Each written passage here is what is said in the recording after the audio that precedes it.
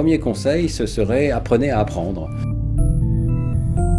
Il y a un certain nombre de découvertes scientifiques qui peuvent vous aider à mieux apprendre, que ce soit dans le domaine de la mémoire, du sommeil, de l'attention.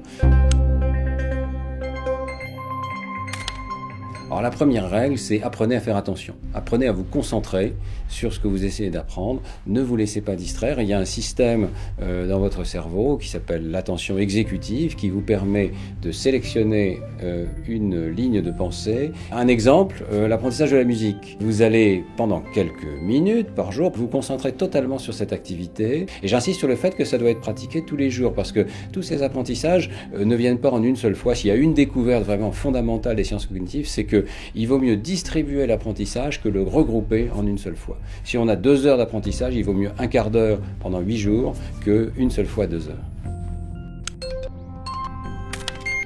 Vous avez un rôle fondamental dans l'augmentation, l'enrichissement de l'environnement cognitif de vos enfants. Le cerveau de l'enfant est une machine à apprendre extraordinaire et donc fournissez à ce super ordinateur qu'est le cerveau de l'enfant un environnement extrêmement enrichi et enrichi notamment en paroles. Mon premier souci, ce serait de dire aux parents, parlez à vos enfants.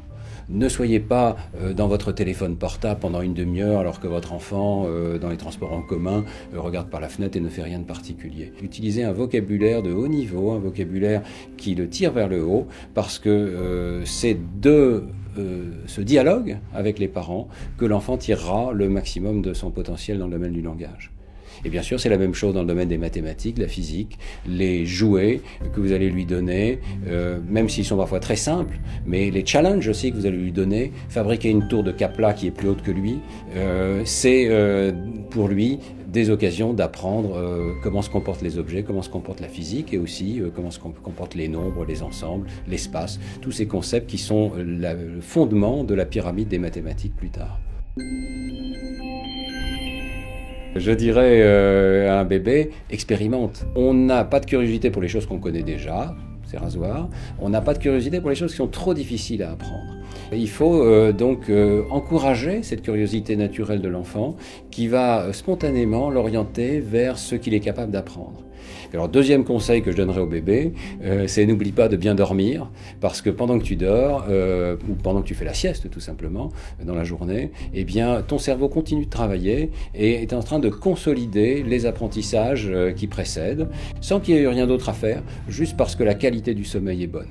Et donc c'est aussi une recommandation évidemment aux parents, laissez vos enfants dormir, assurez-vous qu'ils dorment profondément et qu'ils dorment suffisamment longtemps. Ce n'est pas du temps perdu du tout, c'est du temps d'apprentissage.